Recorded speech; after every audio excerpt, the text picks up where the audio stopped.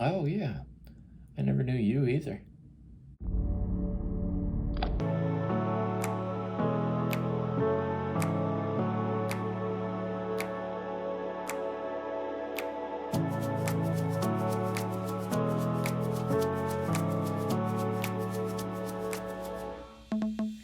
We covered some ground in the area of feeling unknown when you're misattuned to by your caregiver. Before leaving this topic, I wanted to touch on how that can cause difficulty in getting to know who you are, knowing yourself. On the topic of misattunement, Damien Bowler said that when a young child is misattuned to, every time that happens, there's an anxiety in the brain that's kicking in, and the fear is, I'm going to die. No one's there, and I'm going to die. As well as a shame that's saying, if I'm not being attuned to, perhaps I'm not worthy of being alive. And those are sort of summary statements from a lot of what I shared in the part 2. I like how those summarize what an existential threat it is to not have that harmony and that clear sense of connection with the caregiver. But the question that remains after we put language to that is, where do we go from here? What do we do now? And so I wanted to drop a couple names and share a few strategies. I also want to be really upfront about the fact that I haven't figured it all out. I'm in this process too.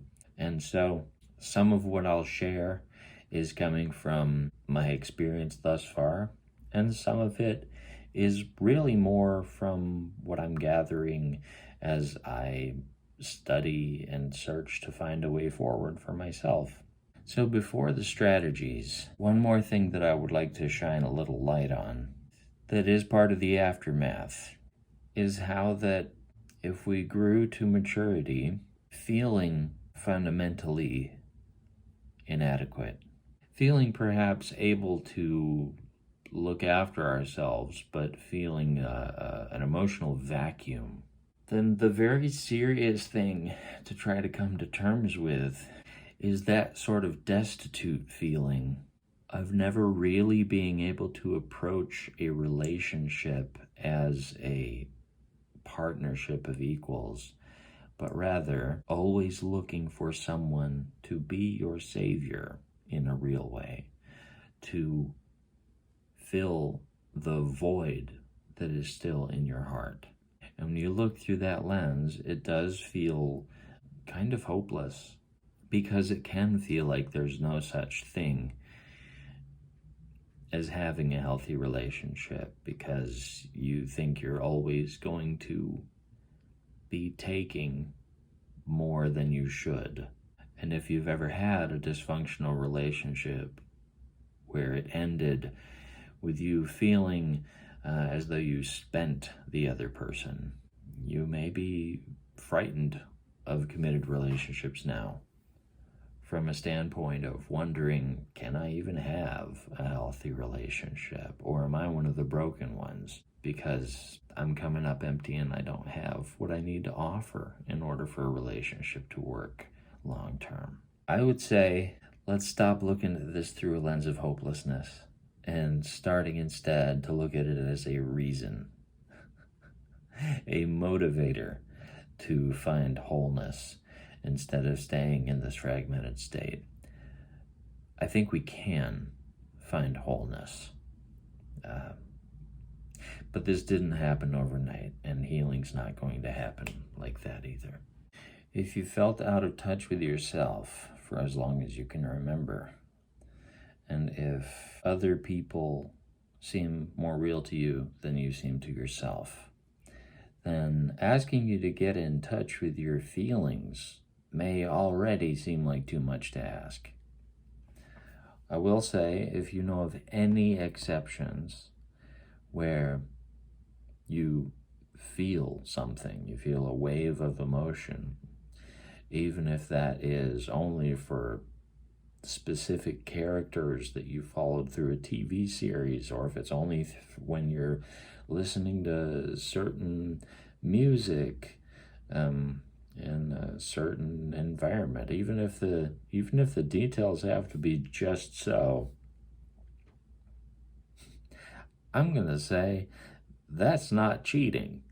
If you can stir that, even if it feels contrived, if you can stir that up, and then when you're in that emotion for a brief window of time, use it to enter the space you need to enter to begin some sort of grieving process. If you can open that window to emotion and then use that time to journal or say what you need to say out loud, to take yourself back into whatever you need to hear come out of your own mouth, to validate yourself, to say, this isn't okay, what happened to me. It's going to be important for you to find a way to feel your feelings, because the only way out is through. I'm going to share something from Deepak Chopra from his portion of the book, The Shadow Effect, Illuminating the Hidden Power of Your True Self. Before I do that, let me also suggest that grief is a pretty personal thing. And I just won't be surprised if many people who have been through emotional neglect don't know how to enter a grieving process in a way that feels like a grieving process. So just set your mind at ease and know that just talking about it and being honest with yourself, that counts. That counts as part of that process, even if it feels so preliminary that there doesn't seem to be any emotion that accompanies it. But here's what Chopra had to say. It sounds strange, but feelings have feelings. Being part of you, they know when they are unwanted. Fear cooperates by hiding. Anger cooperates by pretending it doesn't exist. That's more than half the problem. How can you heal an unwanted feeling when it's trying not to cooperate? You can't. Until you make peace with negative feelings, they will persist. The way to deal with negativity is to acknowledge it. Nothing more is needed. No dramatic confrontation, no catharsis. Feel the feeling, whether it's anger, fear, envy, aggression, or anything else, and say, I see you. You belong to me. You don't have to feel fine about your unwanted feeling. This is a process. Anger and fear will return. So will any deeply hidden emotion. When one does, acknowledge it. As time goes on, the message will get through. Your unwanted feelings will start to feel less unwanted. When that happens, you will begin to hear their story. Packaged inside every feeling is a tale. I am this way for a reason. Be open to the story that comes out, no matter what it is.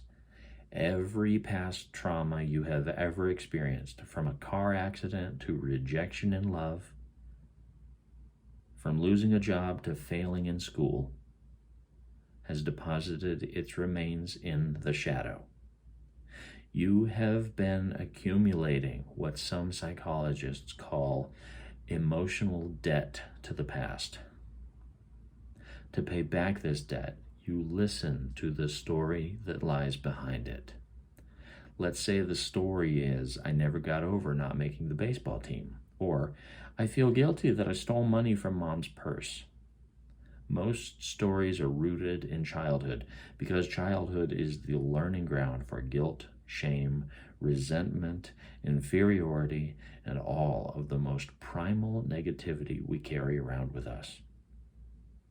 Having heard the story, be accepting. Tell yourself that you had a valid reason for holding on to negativity. You had no choice because it was secretly deposited and then remained hidden. Therefore, you did nothing wrong. Your old feelings stuck around to protect you from having the same wound repeated. Make peace with this now, and you have turned a negative into a positive. Fear wasn't holding on to hurt you. It thought you needed to be on guard in case of another hurt. Another girl or guy rejects you. Another parent scolds you. Another boss fires you. But those things aren't going to happen again, certainly not the very same way. The last thing you want to do is to recycle these old emotions. That's very tempting, of course. Caught in a frustrating situation, we're all tempted to reach into our bag of emotions and haul out anger. At tense moments, we reach in and pull out anxiety. However, if you keep recycling emotions from the past, you will only wind up reinforcing the past. None of us need to protect ourselves from a childhood that is long past. Even if similar situations occur, not that anyone can predict them. All of us are overprotected already. We don't store one reason to be afraid, but dozens and dozens, and just so we don't forget them, we participate in collective fear about enemies, crime, natural disasters, and so forth. It won't do you any harm to make peace with as much fear, anger, and aggression as you can. The psyche will still remember what it needs to. I'm going to share a little bit more and skip ahead a bit. The process begins by acknowledging your feelings, however unwanted, and bringing them to the surface. We've covered that step. Now you need to detach yourself from the negativity. There's a balancing act here because you want to take responsibility, this is mine, without going overboard and identifying with your negativity, this is me. Negativity isn't you once you know your true self, which is beyond the shadow. So consider any negative reaction as though it were like an allergy or the flu, something that changes your situation for the moment only. An allergy is yours, but it isn't you. The flu brings misery, but that doesn't mean you are doomed to be a miserable person. When you find ways to undo the stickiness of negativity, you will become more detached. The following statements work toward detachment. I can get through this. It won't last forever. I felt this way before. I can deal with it. I won't feel better unloading on someone else. No one ever wins the blame game. Acting out leads to regret and guilt. I can be patient. Let's see if I cool down in a while. I'm not alone. I can call someone to help me through this bad patch. I am much more than my feelings. Moods come and go, even the worst moods. I know how to center myself. If you can make any of these statements true, then you are adding to your coping skills. How do you make them true? By wanting them to be. You must intend to be detached, centered, patient, and self-aware. If you have that intention, automatically you are aligning with detachment. The opposite is to be so attached that you increase the stickiness of negativity. That's a good book, by the way, and you might find it very helpful if you're in this process. Just recognize that he's talking about detachment in a specific way. He's talking about detaching from negativity. He's not talking about being a detached person. You already have plenty of experience being detached as a person. But I like that he emphasized that need to stop identifying with your wounds. You know, everybody experiences failing, but that doesn't mean you have to identify with failure.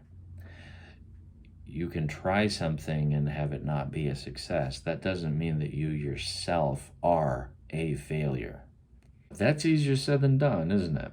Because if you don't have that steady and abiding sense of identity that would have come from secure attachment, then you don't have that luxury of being deeply affirmed, which would be like having an anchor. And instead, your wounds might seem like the most real thing that you have.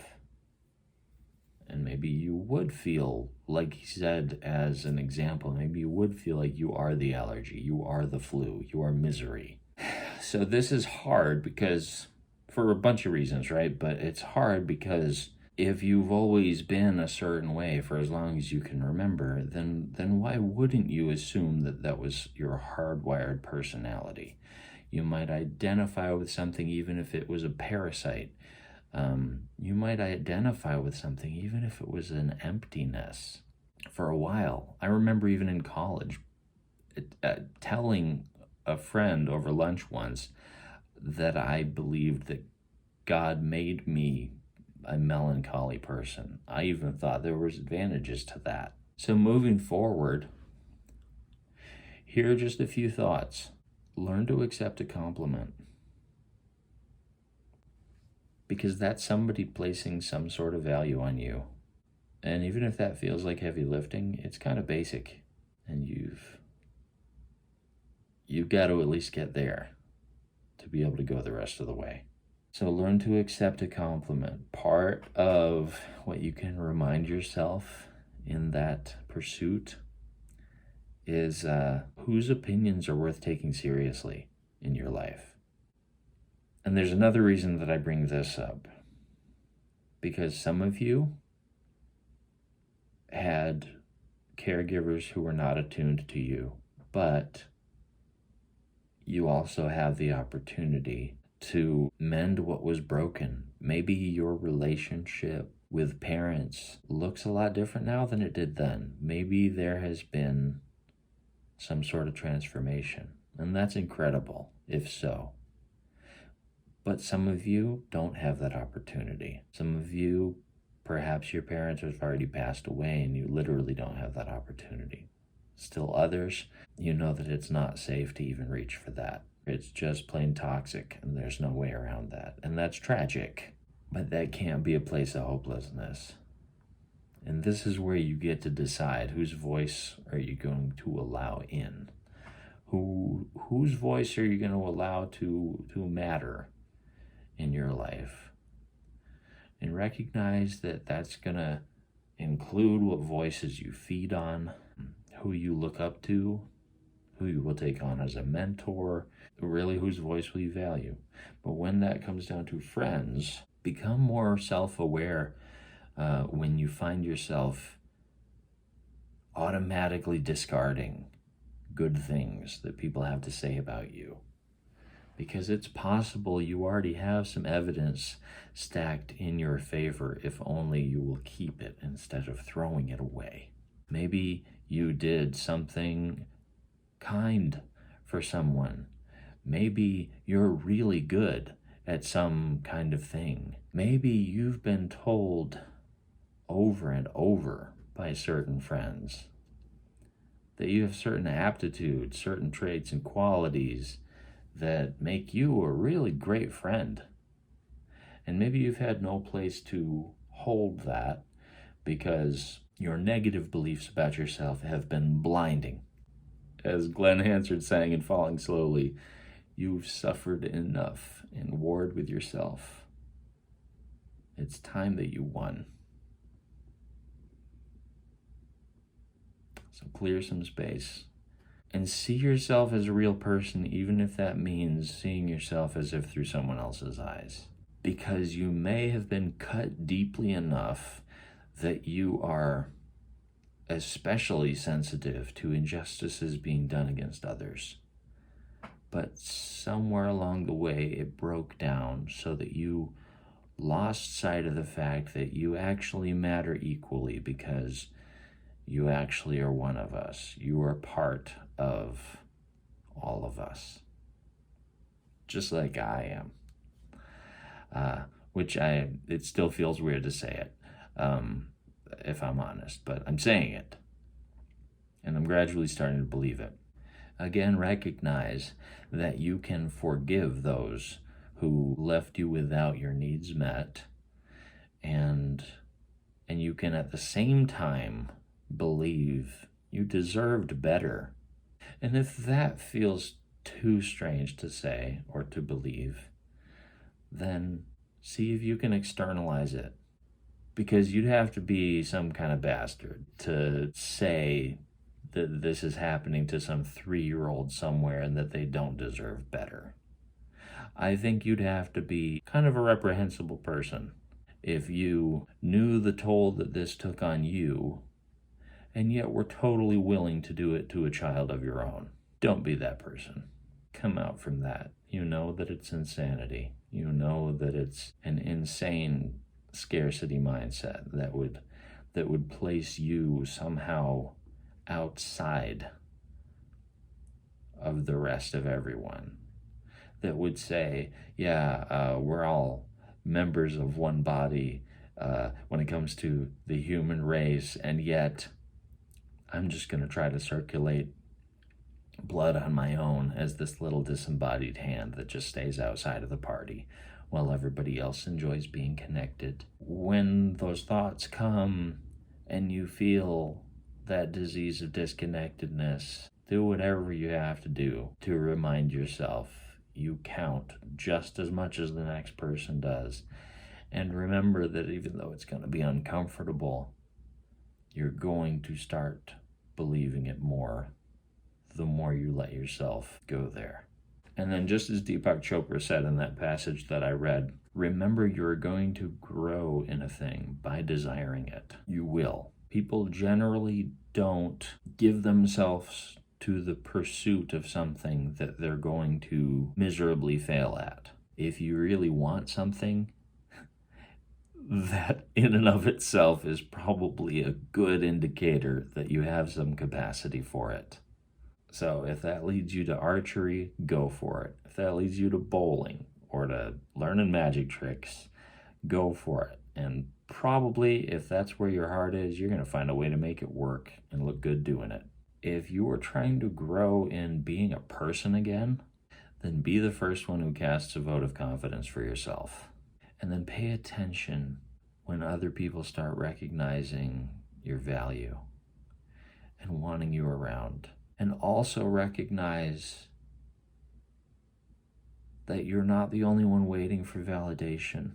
And as you become more self-aware, recognize also that you have to initiate it some of the time. Because even if you can't believe this completely right now, someone else is waiting for someone like you to see them and really see them. And that your presence and your resonance is going to be enough to remind them that they actually matter. See, this disease of disconnectedness somehow convinces each of us that we're the only one that's not invited, that we're the only one who's defective or unqualified. And the longer you remain disconnected from community, the longer you believe that you belong outside of community, the more you stay isolated with nobody checking in on you, the more you find yourself making up some kind of a story as to why it should be that way. If we're members together of one body, you have to get back into circulation. So find what you're able to stomach as you dip your toes back in those waters. Because you don't have to dive in, but you do have to get in. And then recognize that even though there's nothing easy about the process of coming back to life, you can form a real connection and a secure attachment again, even if you don't have the option for it to be your original caregiver. And that a real connection can be made as long as your heart is still able to open. So be selective. Don't just indiscriminately offer your trust, but also recognize that this is what it's about. life, I mean. To know and be known. To love and be loved in return. I think I'm satisfied to leave it there for this particular topic. If I didn't have to worry about music licensing, I'd close this one out with a song by Keane. I can't do that. So instead, I'll point you to their song In Your Own Time. And I think you'll appreciate why that song was on my mind for this topic. Well, until next time, thanks for being part of this with me. And I hope you'll come to see yourself as someone worth knowing, and that you'll believe that deeply enough that you'll be able to help convince others that they are also worth knowing. Talk to you soon.